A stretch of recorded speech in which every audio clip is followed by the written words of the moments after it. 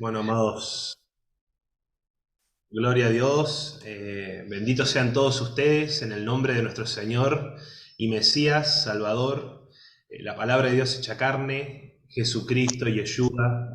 Qué bendición que es poder estar vivos en estos tiempos tan hermosos, porque justo el otro día hablaba yo con una hermana acá en Caleta Olivia, donde vivimos, nos preguntaba qué significaba la Pascua para nosotros.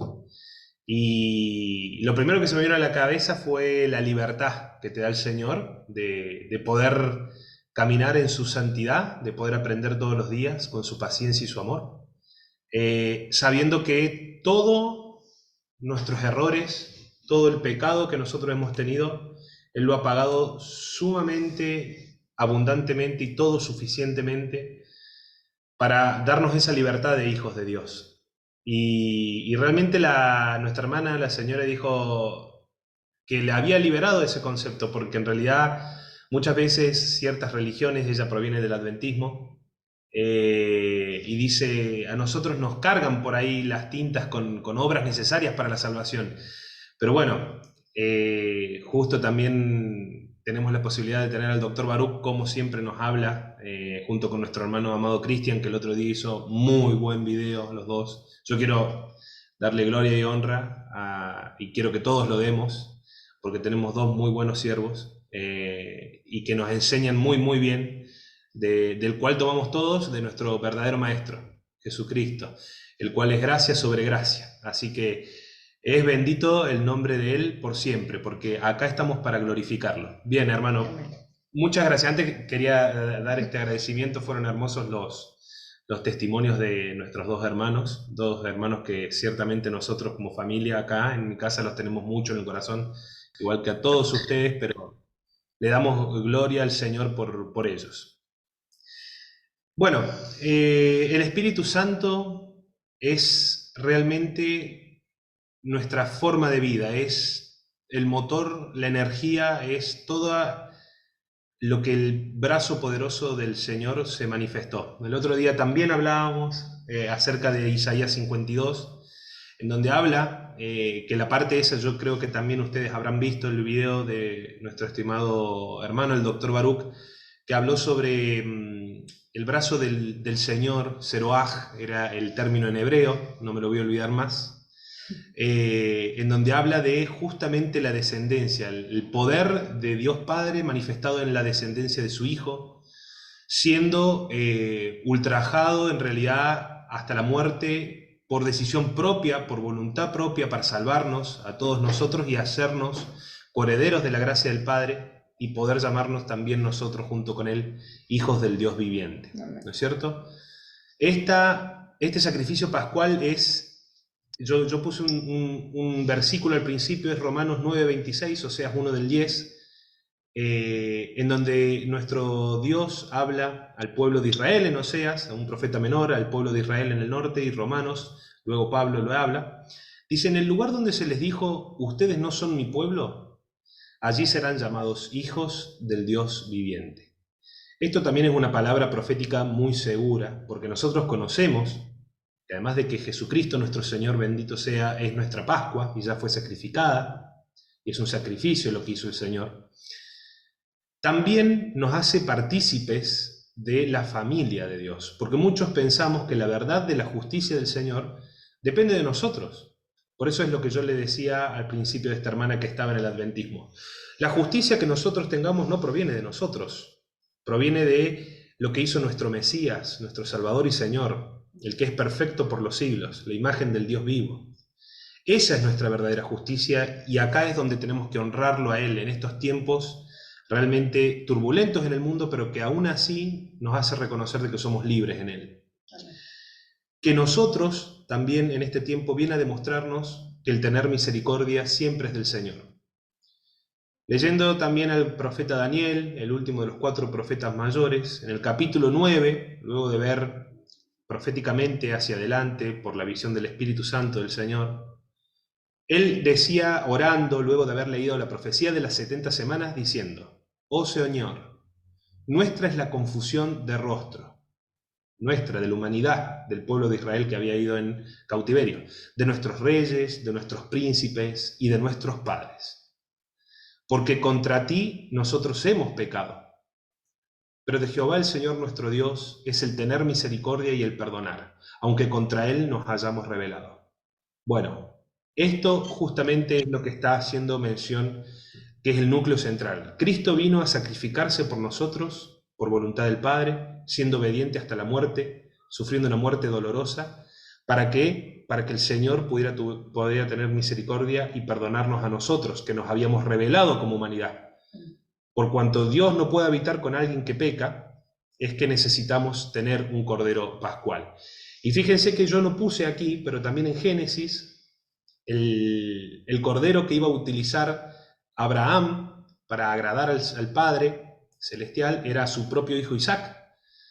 Pero cuando Dios, después de haberlo probado, dijo, no toques al muchacho, porque eso va a ser algo mío. Yo lo voy a redimir. Y le proveyó un cordero, ¿no es cierto? Como todos sabemos, en sustitución de Isaac. Ese cordero es nuestro Señor Jesucristo. La Pascua es un día entonces de libertad y de redención. Juan 14, verso 6. Jesús le dijo, yo soy el camino, la verdad y la vida. Nadie viene al Padre sino por mí. En Juan, en el capítulo 8, verso 31 y 38, también podemos observar lo siguiente. Jesús, hablando con los judíos, les dijo entonces a aquellos que habían creído en él, lo siguiente. Si ustedes permanecen en mi palabra, y la palabra, sabemos que por el propio Evangelio de Juan sabemos que es Jesucristo, es su vida, es su camino, es su obediencia, es su manera humilde y mansa de vivir la vida, de amor hacia el prójimo, abnegadamente. Si ustedes permanecen en mi palabra, ustedes serán entonces verdaderamente mis discípulos y conocerán la verdad. ¿Cuál verdad? Es decir, la verdad de la revelación del Padre en la figura del Hijo. Y esta verdad los hará libres. Pero le respondieron, linaje de Abraham somos, y nosotros hemos sido esclavos jamás de nadie. ¿Cómo dices tú entonces que seremos libres? Pero Jesús respondiéndoles les dijo, de cierto les digo, que todo aquel que hace pecado, esclavo es del pecado. Esto es fundamental entenderlo, hermanos, porque nosotros vivimos acostumbrados a vivir una vida de pecado. Inclusive nuestra propia naturaleza caída solamente podía generar pecado. Por eso el capítulo 7, por ejemplo, de Romanos decía lo mismo. El pecado que mora en mí, en mi carne no mora el bien.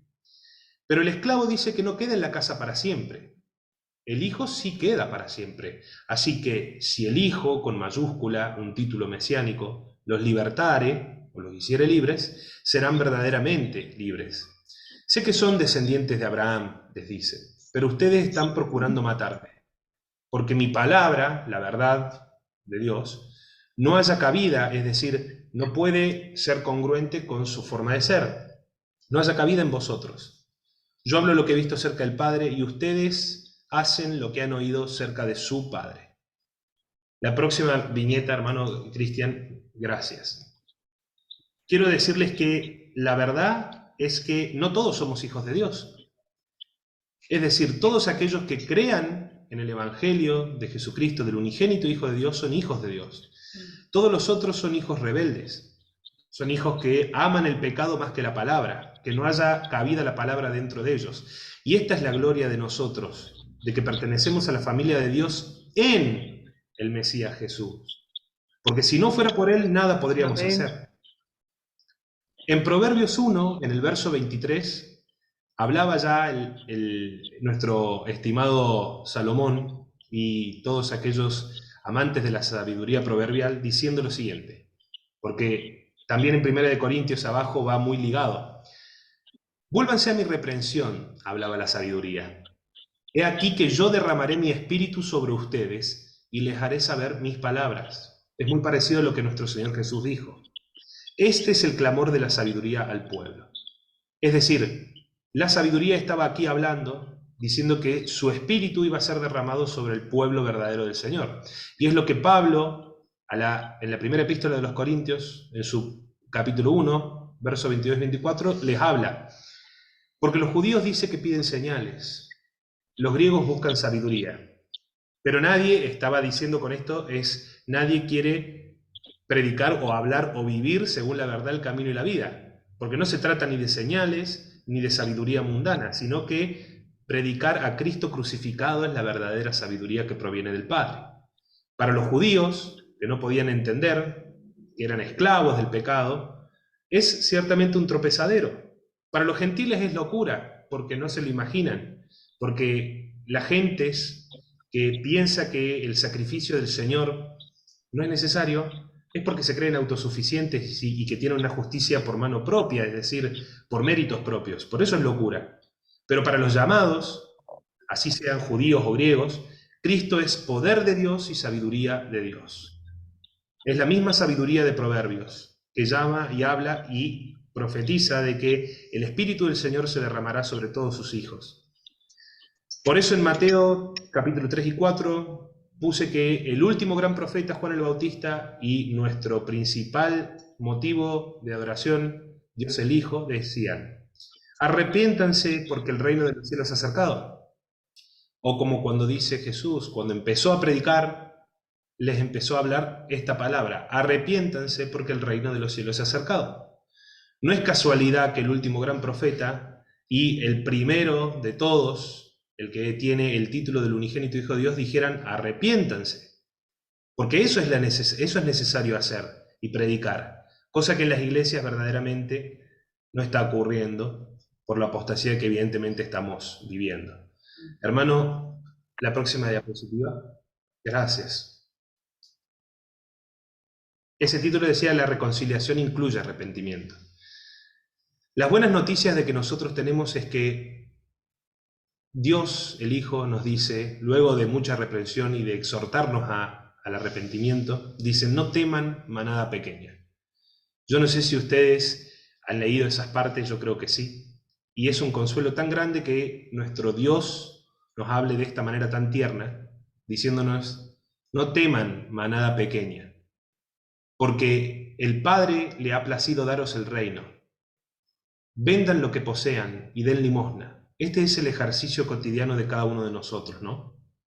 Es realmente ver la perla de gran precio enterrada en nuestro terreno y vender todo porque no queremos saber más nada con este mundo.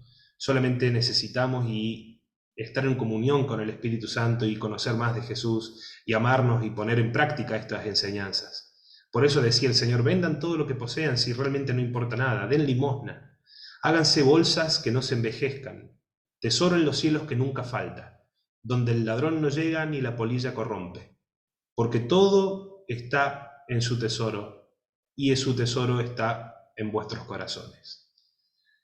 1 Corintios 5, verso 7 dice: límpiense pues de la vieja levadura, porque lo que queríamos hablar era justamente de que nosotros, el sacrificio pascual es solo un día, ¿no es cierto? Como ustedes conocerán, la verdadera fiesta solemne es la de los panes sin levadura. Y esto hablaba nuestro Señor Jesucristo cuando decía de que guárdense de la levadura de los fariseos, o de los saduceos, o de los herodianos, de la hipocresía, del poder, del dinero. Pablo también lo repetía por manifestación del Espíritu Santo, diciéndose: límpiense pues de la vieja levadura, para que sean esta nueva masa, sin levadura, como son, porque nuestra Pascua, que es Cristo, ya fue sacrificada por nosotros. La gloria es al Padre, al Hijo y al Espíritu Santo. Por eso es que nuestra Pascua produce un nuevo nacimiento y que este nacimiento produce una redención. En Hebreos, el otro día estaba meditando toda la madrugada, porque realmente era una carta que la había leído la última vez hace 2 o 3 meses, y me gusta siempre leerlas y hacer estudios. Es una carta preciosa y llena de revelación. Yo quise compartir con ustedes esto, debido a este nuevo vino que nosotros estamos teniendo, esta nueva comunión en el Espíritu Santo que tenemos para la revelación. Es en Hebreos 9, versos 6 y 14. Contando el relator, el escritor de Hebreos, que no se sabe cuál es el autor, se presume que puede ser Pablo, pero no se sabe en ciencia cierta, dice: así dispuestas estas cosas, en la primera parte del tabernáculo entran los sacerdotes continuamente, la primera parte es el lugar santo, entran los sacerdotes continuamente para cumplir los oficios del culto. Pero en la segunda parte, es decir, el lugar más importante, el Santísimo, donde estaba el Arca del Pacto y los querubines de gloria, ¿no es cierto? En la segunda parte está solo el sumo sacerdote una vez al año. No sin sangre, es decir, necesariamente es necesario que haya sangre para poder entrar ahí, la cual ofrecerá por sí mismo y por los pecados de ignorancia del pueblo. Dando el Espíritu Santo a entender con esto que estamos relatando, que todavía no se había manifestado en ese momento el camino al lugar santísimo. Entre tanto, que la primera parte del tabernáculo, es decir, el lugar santo, estuviera en pie. Por lo tanto, es símbolo para este tiempo presente, según el cual se presentan ofrendas y sacrificios que no pueden hacer perfecto en cuanto a la conciencia al que practica ese culto, ya que consiste solo de comidas y de bebidas, de diversas abluciones y ordenanzas acerca de la carne, impuestas hasta el tiempo de reformar las cosas. Pero estando ya presente Cristo, sumo sacerdote, según el orden de Melquisedec, ¿no es cierto?, no según el orden levítico, sumo sacerdote de los bienes venideros, por el más amplio y más perfecto tabernáculo, es decir, no hecho de manos humanas, sino de Dios, es decir, no de esta creación, y tampoco hecho por sangre de machos cabríos ni de becerros, sino que estuvo constituido por su propia sangre, entró, oigan bien, hermanos, para los que todavía tienen que lidiar y charlar con católicos y adventistas. Dice que una vez y para siempre entró en el lugar santísimo. ¿Por qué digo de los católicos? Porque todos los fines de semana sacrifican a nuestro Señor Jesucristo, ignorantemente. ¿Por qué digo, en realidad, por los adventistas? Porque dicen que recién en el año 1844 entró al lugar santísimo nuestro Señor. Dos herejías, una más grande que la otra. Si tan solo pudiéramos leer un poquito de la Biblia nos daríamos cuenta. Una vez y para siempre en el lugar santísimo entró por su propia sangre, habiendo obtenido eterna redención. Porque si la sangre de los toros y de los machos cabríos y las cenizas de la becerra rociadas a los inmundos para purificar las cosas y a las personas, santifican para la purificación de la carne, ¿cuánto más, hermanos, la sangre de Cristo, cuánto más la sangre del unigénito Hijo de Dios, el cual mediante el Espíritu Eterno se ofreció a sí mismo voluntariamente, nadie lo obligó ni lo mató, sin mancha a Dios, limpiará vuestras conciencias de obras muertas para que sirvan así de esta mejor manera al Dios vivo? Esto es lo que nosotros tenemos que entender. Este es el nacimiento, esta es la redención. Limpiar nuestras conciencias de obras muertas. Por lo tanto, hermanos, este fue un mensaje breve porque quiero realmente formar parte de la guía del Espíritu en tiempos menores. Las conclusiones son de que si entre todos somos hermanos, ¿qué es lo primordial? Todos los días anoten qué es lo primordial. La contienda, el debate, la pelea, o es el amarnos y el poner la vida por los amigos. Nosotros somos familia de Dios, coherederos con Cristo Jesús, Yeshua, la herencia de los santos del Padre. ¿Qué debemos entonces hacer para magnificar y agradecer semejante llamado? Si todo está hecho, si el sumo sacerdote ya ha rociado su sangre perfecta, ¿qué tenemos que hacer, hermanos? Yo les puse en grandes letras porque realmente es lo que siento por ustedes. Hermanos míos, los amo, a cada uno en particular, lo saben.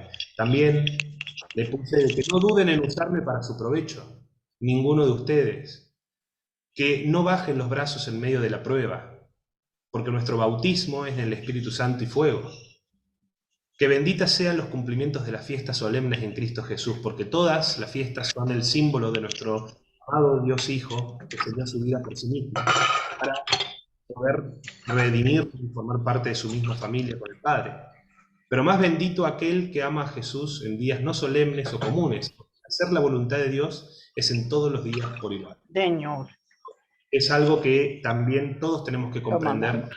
para que sea glorificado nuestro Señor todos los días, de lunes a lunes, los sábados, así como Señor, también los miércoles, con personas de te cualquier clase, rendemos.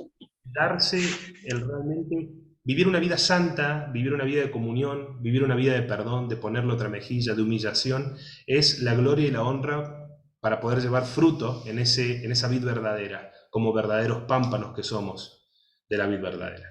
Así que hermanos, Dios los bendiga y muchas gracias hermano Cristian por este tiempo. Gracias por su por su humilde servicio a este grupo de ovejas, y gracias a todos por siempre ser esta sal y este pueblo que nos amamos, gracias a nuestro Señor y Salvador Jesucristo. Amén. Amén. Amén, amén. Muchas gracias, hermano, Sí. por su palabra. Muy importante palabra, perfecto tiempo de esta palabra también, y alabado sea el Señor. Así que toda la gloria es para Él, y muchas gracias como siempre. Sí. Vamos a poner esta enseñanza en los dos canales, en el mío y también el de Francisco. Si es que alguien no ha tenido la oportunidad de ver el canal de Francisco, y la enseñanza que tiene son muy buenas. Para mí es muy importante que la palabra de Dios y bíblicamente sean correctas, y él definitivamente, el Señor le ha dado una bendición para enseñar la palabra de Dios. Así que gracias, hermano. Muy agradecido.